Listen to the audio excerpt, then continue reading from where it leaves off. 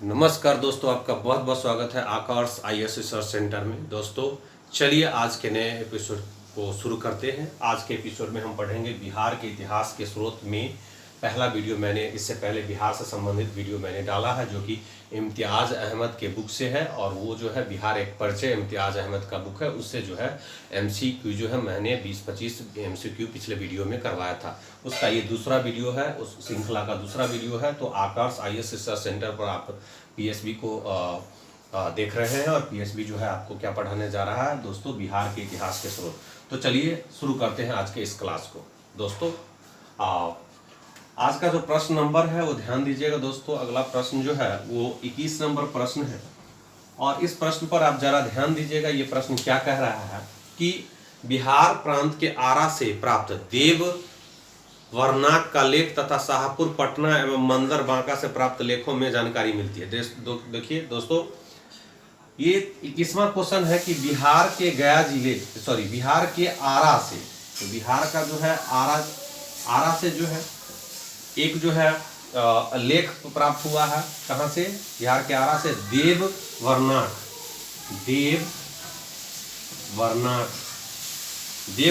का लेख प्राप्त हुआ है दोस्तों, का लेख प्राप्त हुआ है। एक ये लेख आरा से प्राप्त हुआ है, कौन?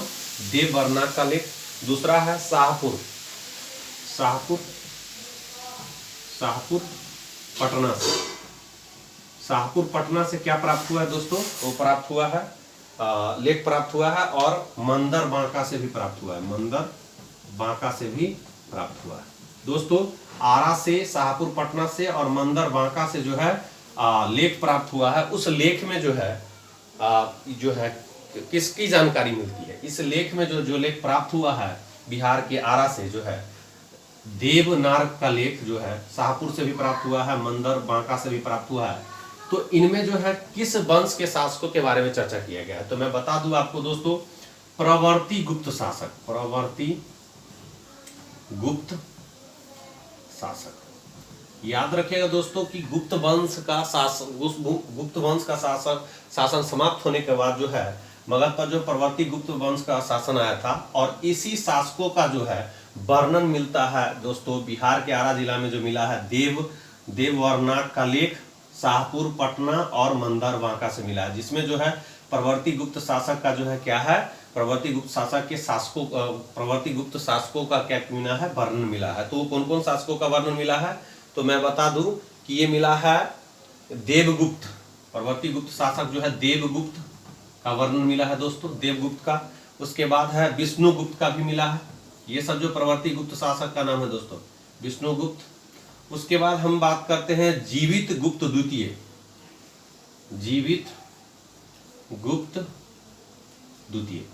इन तीनों का दोस्तों, ये प्रवर्ती गुप्त शासक है दोस्तों, याद रखिएगा। देवगुप्त, विष्णुगुप्त और जीवित गुप्त, इन तीनों शासकों का जो है प्रवर्ती शासक है ये। इनका जो है लेख प्राप्त हुआ है बिहार के आरा में, शाहपुर में, पटना में और मंदर में। यहाँ से जो है इस लेख से जो है प्रवर्ती गुप्त शासकों के बारे में जानकारी मिलती है, जिसमें से देवगुप्त के बारे में, विष्णुगुप्त के बारे में और जीवित गुप्त द्वितीय के बारे में।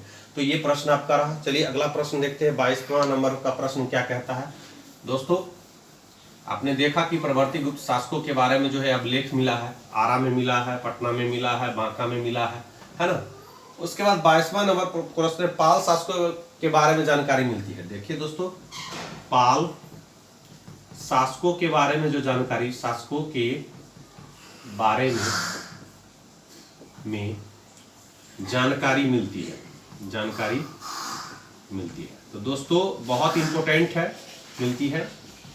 पाल शासकों के बारे में जानकारी कहां से मिलती है? तो मैं आपको बता दूं कि पाल शासकों के बारे में जानकारी मिलती है वो देव पाल के मुंगेर अभिलेख से।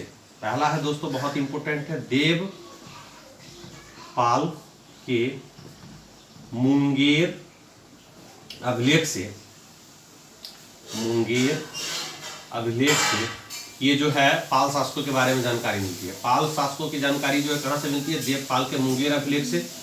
दूसरा जो है वो है नारायण पाल का भागलपुर ताम्र पत्राभिलेख।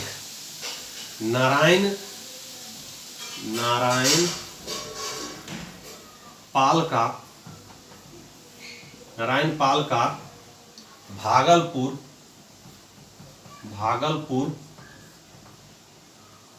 ताम्रपत्राभिलेख,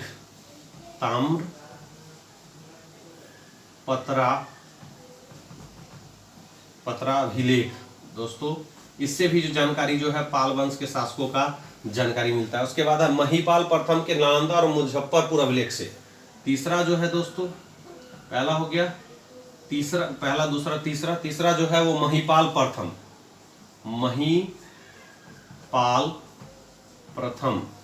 महिपाल प्रथम के नालंदा, जानते हैं बिहार का ही एक जिला है नालंदा, और साथ में एवं जो है मुजफ्फरपुर के अभिलेख से जो है, मुजफ्फरपुर के अभिलेख से प्राप्त हुआ है। महिपाल के नालंदा और मुजफ्फरपुर अभिलेख से जो है पाल शासकों के बारे में जानकारी मिलती है। याद रखिएगा दोस्तों, देवपाल के मुंगेर अभिलेख से पाल शासकों के बारे में जानकारी मिलती है। नारायण पाल का भागलपुर ताम्रपत्राभिलेख से जो है पाल शासकों के बारे में जानकारी मिलती है, और महिपाल प्रथम के नालंदा और मुजफ्फरपुर अभिलेख से जो है जानकारी मिलती है। तो याद रखिएगा दोस्तों, पाल शासकों के बारे में जानकारी कहां से मिलती है, तो देवपाल के मुंगेर अभिलेख से, नारायण पाल का भागलपुर ताम्रपत्राभिलेख से, और महिपाल प्रथम का नालंदा और मुजफ्फरपुर अभिलेख से। तो ये आपका दोस्तों जो प्रश्न था, ये 22वां नंबर प्रश्न था। तो ये 22 नंबर प्रश्न। चलिए अगला नंबर प्रश्न देखते हैं दोस्तों। आपको वीडियो कैसा लग रहा है जरूर बताएं दोस्तों, कमेंट करें, लाइक करें, और मेरे चैनल को अवश्य सब्सक्राइब करें, और अपने स्टडी ग्रुप में इसे जरूर शेयर करें दोस्तों। 23 नंबर प्रश्न है, जो कि 23 नंबर प्रश्न है। इस 23 नंबर प्रश्न को भी देखने का प्रयास करते हैं हम लोग। चलिए अगला प्रश्न की तरफ। बिहार के लिए सर्वाधिक प्राचीन साहित्यिक स्रोत कौन सा है? साहित्यिक स्रोत है दोस्तों। क्वेश्चन ध्यान से देखिएगा, हो सकता है तो इसे आप नोट भी कर सकते हैं। बिहार के लिए सर्वाधिक प्राचीन साहित्यिक स्रोत है कौन सा है? तो हम जानते हैं वेद जो है 4 है, ऋग्वेद, यजुर्वेद, सामवेद और अथर्ववेद, जिसमें से सबसे बाद वाला वेद जो है अथर्ववेद, वो जो है बिहार के लिए सर्वाधिक प्राचीन साहित्यिक स्रोत है। क्या है दोस्तों? अथर्ववेद। को पता होगा अथर्ववेद के रचयिता जो है अथर्वा ऋषि। अथर्वा ऋषि ने जो है अथर्ववेद का जो है क्या किया था? रचना किया था। तो बिहार के लिए सर्वाधिक प्राचीन साहित्यिक स्रोत अगर आपसे पूछता है तो आप बोलिएगा अथर्ववेद, जिसमें जादू टेना का वर्णन है दोस्तों। हम सभी जानते हैं सामवेद को भारतीय संगीत का जनक कहा जाता है। गद्य और पद्य में जो है यजुर्वेद है दोस्तों, और सबसे पुराना वेद जो है वो आपका ऋग्वेद है दोस्तों, याद रखिएगा। और अथर्ववेद में जो है बिहार के लिए सर्वाधिक प्राचीन साहित्यिक स्रोत जो है कौन सा है? वो अथर्ववेद है। ये 23 नंबर प्रश्न हो गया दोस्तों। अब चलिए 24 नंबर प्रश्न को देखते हैं क्या कह रहा है 24 नंबर प्रश्न। ये जो आप देख रहे हैं दोस्तों, ये वीडियो आप आकाश IAS रिसर्च सेंटर पर देख रहे हैं, और आप जो आज पढ़ रहे हैं इम्तियाज अहमद के बुक का MCQ देख रहे हैं, बिहार के इतिहास के स्रोत। 24 नंबर प्रश्न है, देखिएगा दोस्तों। 24 नंबर प्रश्न ध्यान से देखिएगा दोस्तों, बहुत महत्वपूर्ण है। ये प्रश्न जो है बहुत महत्वपूर्ण है। आपको पता है कि 30 अंक जो है प्रश्न पूछे जाते हैं BPSC के एग्जाम में। बिहार सिविल सर्विसेज का जो एग्जाम होता है उसमें जो है 30 अंक जो पूछे जाते हैं वो बिहार स्पेशल से पूछे जाते हैं, इसलिए बहुत महत्वपूर्ण योगदान है बिहार स्पेशल का दोस्तों। तो 24 नंबर प्रश्न हम देखने का प्रयास करते हैं। 24 नंबर प्रश्न क्या कह रहा है? बिहार में स्थित महाजनपदों के बारे में, बिहार में स्थित महाजनपदों के बारे में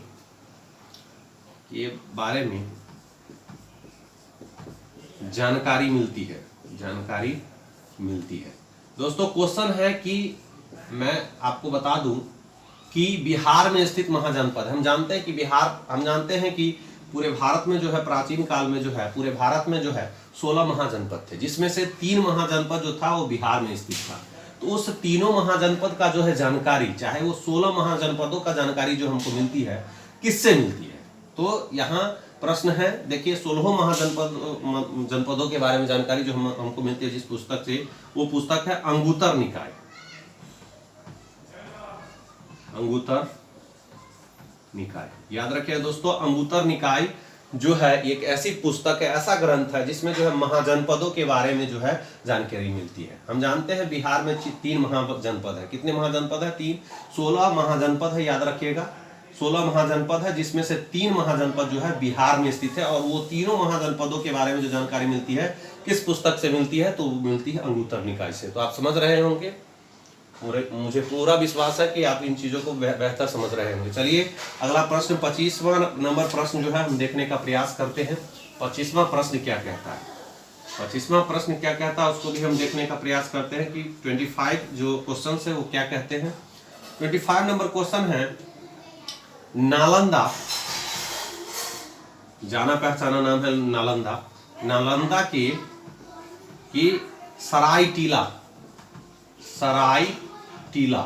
नालंदा के सरायटीला में उत्खनन से प्राप्त हुआ है।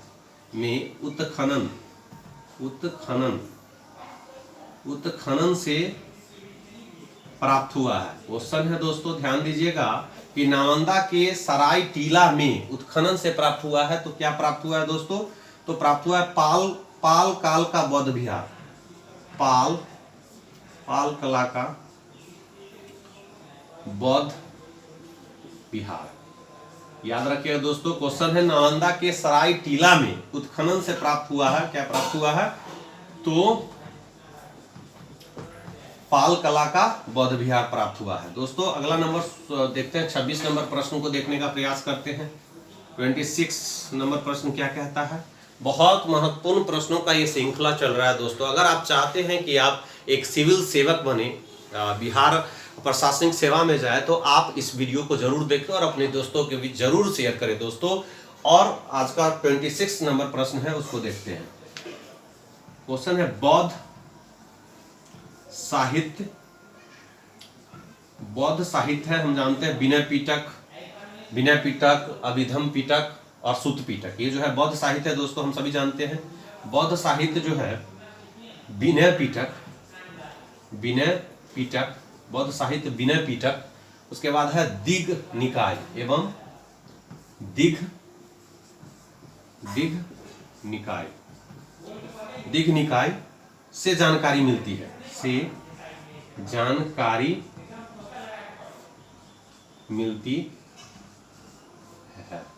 क्वेश्चन पूछ रहा है, ध्यान दीजिएगा दोस्तों, बौद्ध साहित्य विनय पिटक एवं दिघ निकाय से जानकारी मिलती है। किस चीज की जानकारी मिलती है? अगर हम बौद्ध साहित्य जो है विनय पिटक है और दिघ निकाय, उसको जब अध्ययन करेंगे तो हमको जानकारी किस चीज की मिलती है? तो जानकारी मिलती है मगध के राजतंत्र, याद रखिए दोस्तों, मगध के राजतंत्र के बारे में जानकारी मिलती है दोस्तों। मगध के राजतंत्र एवं वैशाली के गणतंत्र के बारे में जानकारी, एवं वैशाली के गणतंत्र के बारे में जानकारी मिलती है। याद रखिए, वैशाली के गणतंत्र के बारे में जानकारी मिलती है। क्वेश्चन ध्यान से देखिएगा दोस्तों, बहुत महत्वपूर्ण क्वेश्चन है। बौद्ध साहित्य विनय पिटक, हम जानते हैं विनय पिटक, अभिधम पिटक और सुत्त पिटक, ये 3 जो है बौद्ध साहित्यिक ग्रंथ है, जिसमें से एक ग्रंथ है विनय पिटक और दिघ निकाय। इन दोनों के अध्ययन करने पर आपको जानकारी क्या मिलेगी कि मगध का राजतंत्र कैसा था, मगध के राजतंत्र के बारे में जानकारी मिलेगी, और साथ में आपको वैशाली के गणतंत्र के बारे में जानकारी मिलेगी। आप जानते हैं वैशाली में जो है लिच्छवी था, जो दुनिया का पहला गणतंत्र राज था लिच्छवी। याद रखें दोस्तों। उसमें एक पॉइंट और है, मौर्योत्तर बिहार के बारे में जानकारी मिलेगी इसको, मौर्योत्तर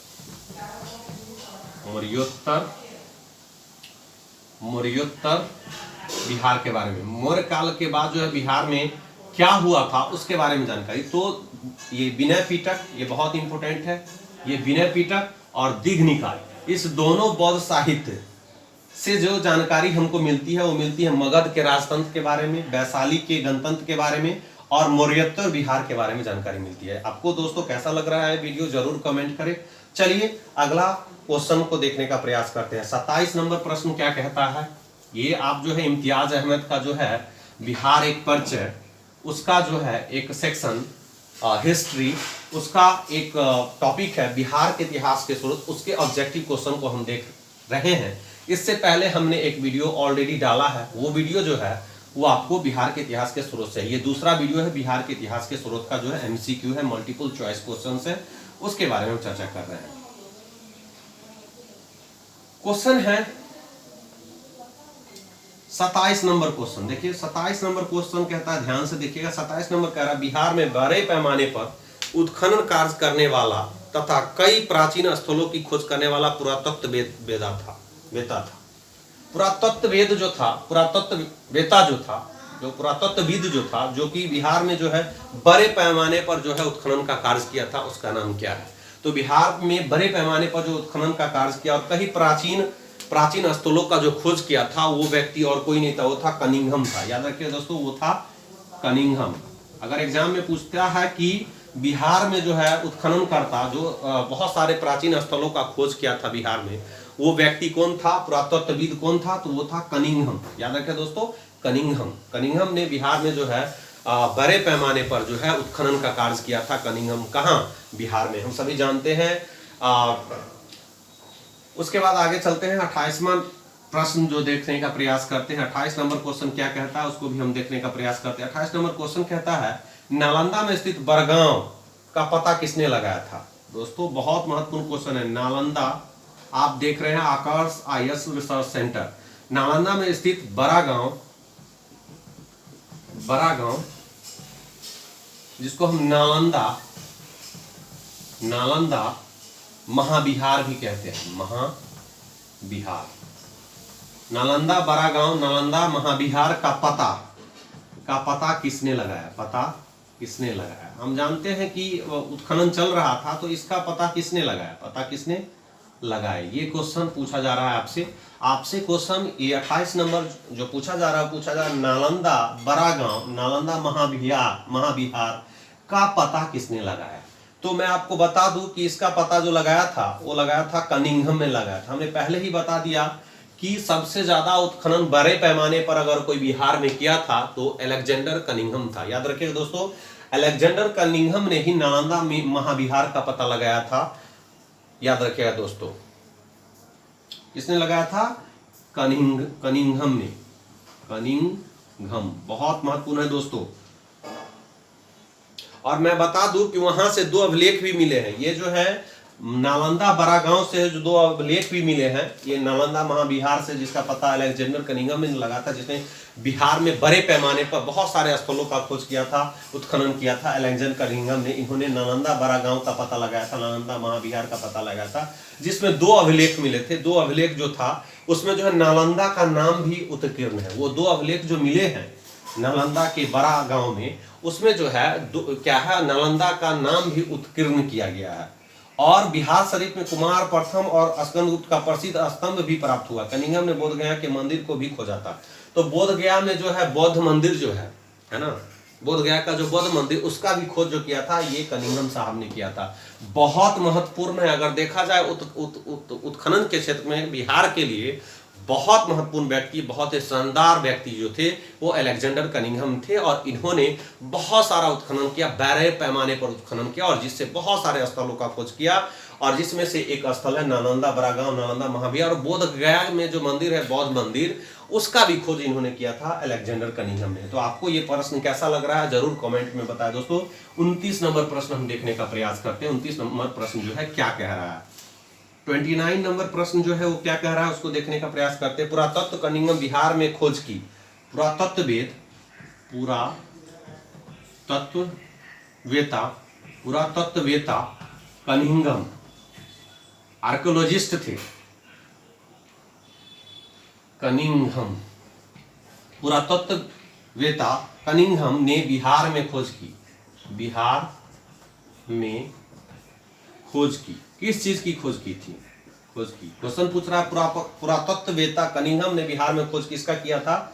तो मैं आपको बता दूं केसरिया स्तूप। आप जो जानते हैं केसरिया स्तूप जो है, वो केसरिया स्तूप है आपको चंपारण में। इसका खोज जो किया था अलेक्जेंडर कनिंघम ने किया था। हमने बताया नालंदा महाविहार का भी खोज किया था, पता लगाया था अलेक्जेंडर कनिंघम ने। इससे पहले मैंने आपको बताया कि बोध गया में जो मंदिर है बौद्ध मंदिर, उसका भी पता लगाया अलेक्जेंडर कनिंघम ने। अलेक्जेंडर कनिंघम बहुत ही बड़ा नाम है आपके एग्जाम के लिए, खास करके एग्जाम में यहाँ से प्रश्न जो है, अगर आप बिहार का किसी भी एग्जाम की तैयारी कर रहे हैं तो ये सीरीज आपको जो है गागर में सागर की तरह जो है आपको सहायता करेगा और एक प्रकार से वरदान साबित होगा। इसलिए आप इस सीरीज से जुड़े रहें और मेरे चैनल को सब्सक्राइब करें, लाइक करें और शेयर जरूर करें दोस्तों, और कमेंट जरूर करें कि आपको वीडियो ये कैसा लग रहा है, ये सीरीज कैसा लग रहा है। पुरातत्ववेत्ता कनिंघम जो है बिहार में खोज की थी केसरिया स्तूप की। एक चीज का खोज नहीं किया था, बहुत सारी चीजों का खोज किया था, उत्खनन करता था ये बिहार में आकर के बहुत सारी चीजों का खोज किया था। हम जानते हैं कि बिहार में मगध साम्राज्य हो, गुप्त साम्राज्य हो, मौर्य साम्राज्य हो, इस सब का जो शासनकाल चला था, तो इसमें जो है मगध पर जो है इन लोगों ने शासन किया था। तो इनमें से बहुत सारे लोग जो है बहुत सारे लोगों के बारे में जानकारी, उनके मतलब प्राचीन काल के बारे में जानकारी जो प्राप्त होती है इन्हीं चीजों से प्राप्त होती है। तो केसरिया स्तूप जो है चंपारण में खोज इन्होंने किया। उसके बाद है दूसरा है लौरिया अरेराज का अशोक स्तंभ। अगला है लौरिया अरेराज का अशोक स्तंभ इन्होंने ही खोजा अशोक स्तंभ, याद रखिएगा। लौरिया अरेराज का जो है अशोक स्तंभ, इसे केसरिया स्तूप को भी इन्होंने ही खोजा। उसके बाद है बसाठ के अवशेषों का द्वारा वैशाली की प्राचीन स्थल को भी इन्होंने ही खोजा। अब अगला प्रश्न है 30 नंबर प्रश्न को हम देखने का प्रयास करते हैं। 30 नंबर प्रश्न जो है क्या करता है उसको देखते हैं। 30 नंबर पर विदेह के राजा जनक ने निष्क या सुमन या सतनाम उपहार में दिया, यह कहाँ वर्णित है? विदेह के राजा जो थे जनक थे, है ना। विदेह के राजा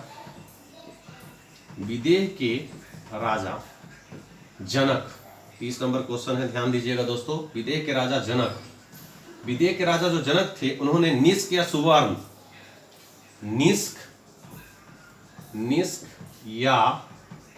सुवर्ण, जो है उपहार में दिया था,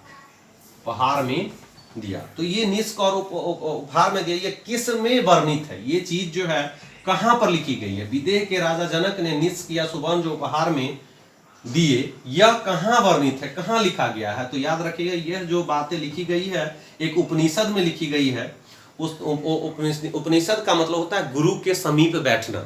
उपनिषद का क्या मतलब होता है? गुरु के समीप बैठना। और इस एक उपनिषद में जो है इसका वर्णन है, ये चीज लिखा हुआ है कि विदेह के राजा जनक ने निष्क या सुवर्ण जो है उपहार में, या सतनाम जो है उपहार में दिए। तो वो दिए थे बृहदारण्यक,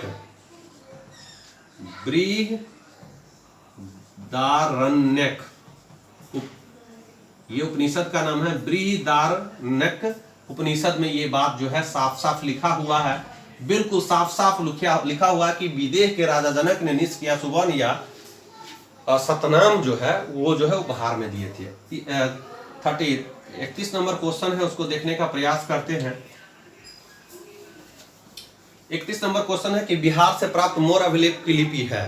तो मैं आपको बता दूं कि ये जो है प्राकृत है ना। मोर का जो मिला है लिपि वो प्राकृत भाषा में लिखा हुआ है ना। किस भाषा में लिखा हुआ है? बिहार में जो मोर अभिलेख की लिपि है क्या है? इस लिपि में है, सॉरी ब्राह्मी लिपि में है। भाषा इसका जो है दोस्तों, भाषा है बिहार में जो है मौर्यकालीन अभिलेख मिले हैं। बिहार में मौर्यकाल के जो है अभिलेख मिले हैं, है ना। अशोक जो है अभिलेख लिखा करते थे, आप लोगों को पता है। उसके बाद चंद्रगुप्त मौर्य भी अभिलेख लिखा करते थे, है ना। तो आप जानते हैं कि प्राकृत जो थी वो क्या थी? इनकी जो प्राकृत भाषा था, ये जो है मौर्यकालीन अभिलेख का भाषा क्या था? प्राकृत था, है ना। लोग नेचर से ज्यादा जुड़े हुए थे उस समय के लोग, है ना, प्राचीन काल के लोग। और दूसरा पॉइंट है जो ब्राह्मी लिपि में जो है लिपि है, जो है मौर्यकालीन अभिलेख का लिपि ब्राह्मी है, लेकिन प्राकृत भाषा में लिखा गया था। जैसे अभी कैसे लिपि है रोमन, देवनागरी, अभी हम लोग जो लिखते हैं, हम लोगों का लिपि है क्या है, स्क्रिप्ट क्या है, तो हम लोगों का क्या है, देवनागरी या रोमन कहते हैं। अगला प्रश्न जो है 32 नंबर प्रश्न है, उसको देखने का प्रयास करते हैं। बहुत ही महत्वपूर्ण प्रश्न का ये सीरीज चल रहा है दोस्तों। आप इस सीरीज से आप लाभ उठा सकते हैं और एग्जाम में जो प्रश्न पूछे जाते हैं स्पेशल, बिहार स्पेशल से 30 प्रश्न जो है वो बिहार से ही पूछे जाते हैं, है ना। और ये अगर आपका बिहार बेहतर हो गया तो मुझे लगता है बिहार का कोई एग्जाम निकालना आपके लिए बिल्कुल आसान होगा। 32 नंबर प्रश्न कह रहा है कि बिहार से प्राप्त पहला द्विभाषी अभिलेख किस मध्यकालीन शासक से संबंधित है। देखिए, तो बिहार का एक पहला द्विभाषी अभिलेख मिला है। द्विभाषी अभिलेख जो मिला, दो भाषा में लिखा गया अभिलेख को द्विभाषी अभिलेख कहते हैं। वो किस मध्यकालीन शासक के बारे में जो है संबंधित है, तो ये है शेरशाह सूरी से, शेरशाह से संबंधित है। ये शेरशाह से संबंधित है। शेरशाह आप जानते हैं कि हुमायूं को हराया था, हुमायूं को हराया था और शेरशाह ने ही ग्रांड ट्रंक रोड का निर्माण करवाया था और आगरा शहर को जो है स्थापित किया था शेरशाह सूरी ने। ये ही शेरशाह ने जो है, जो शेरशाह के बारे में जो जानकारी मिलती है, जो बिहार में पहला जो है द्विभाषी अभिलेख मिला है, और वो द्विभाषी अभिलेख किससे संबंधित है, तो शेरशाह से। हुमायूं को किसने हराया था, शेरशाह ने हराया था। हम सभी जानते हैं कि हुमायूं जो था वो किसका पुत्र था, बाबर का पुत्र था, क्योंकि भटकते भटकते जो मर गया हुमायूं, है ना, लड़खड़ाते हुए पैदा लिया था और लड़खड़ाते हुए मर गया था हुमायूं। तो हुमायूं नामा जो है उसकी बहन जो है गुलबदन बेगम जो है लिखी है। तो यहाँ पर बिहार में पहला द्विभाषी अभिलेख जो है किससे संबंधित है, तो शेरशाह से संबंधित है। शेरशाह का मकबरा कहाँ है, तो हमारे बिहार में ही है, सासाराम में है दोस्तों। तो अगला प्रश्न जो देखते हैं उस प्रश्न को देखने का प्रयास करते हैं। आपको ये वीडियो कैसा लग रहा है जरूर बताएं दोस्तों। अगला प्रश्न है 33 नंबर, वह पहला मुगल शासक कौन था जिसके अभिलेख बिहार में मिले हैं। दोस्तों, ऐसे मुगल शासक का नाम बताइए। 33 नंबर क्वेश्चन कह रहा है, बहुत ही महत्वपूर्ण प्रश्न है ये। वह मुगल शासक कौन था, वह मुगल शासक कौन था जिसका इसका अभिलेख जो है वो बिहार में मिला है, बिहार में जो है मिला है। ऐसे प्रथम मुगल शासक कौन है जिसका जो है अभिलेख कहाँ मिला है, बिहार में मिला है, तो वो है, आप याद रखिएगा दोस्तों, वो है अकबर। अकबर जो है एकमात्र मुगल शासक है जिसका जो पहला अभिलेख जो है बिहार में, अगर पूछेगा बिहार में मुगल शासक के किस मुगल शासक का पहला अभिलेख जो है बिहार में मिला है, तो अकबर का। और अकबर जानते हैं कि अकबर किसका पुत्र था, तो अकबर हुमायूं का पुत्र था, है ना, हुमायूं का। और अकबर का पुत्र जो था कौन था दोस्तों, आपको पता होगा कि अकबर का पुत्र जो था वो कौन था, शाहजहां। सॉरी दोस्तों, देख लीजिएगा इसके क्रम को, है ना। अब अगला प्रश्न है कि 34 नंबर प्रश्न है, बौद्ध धार्मिक साहित्य में कौन ग्रंथ प्राचीन बिहार के इतिहास में संबंधित जानकारी का स्रोत है। तो दोस्तों, मैं आपको बता दूं कि बौद्ध धार्मिक साहित्य में जो है कौन सा ग्रंथ जो है बिहार के प्राचीन इतिहास के बारे में जो बताता है, संबंध जानकारी देता है, तो वो है दीघ निकाय। कौन है दोस्तों, दीघ निकाय। दोस्तों, आज के एपिसोड को यहीं पर मुकम्मल करते हैं। आपको ये वीडियो कैसा लगा, तब तक के लिए bye bye, take care, have to Jai Hind, Vande Mataram.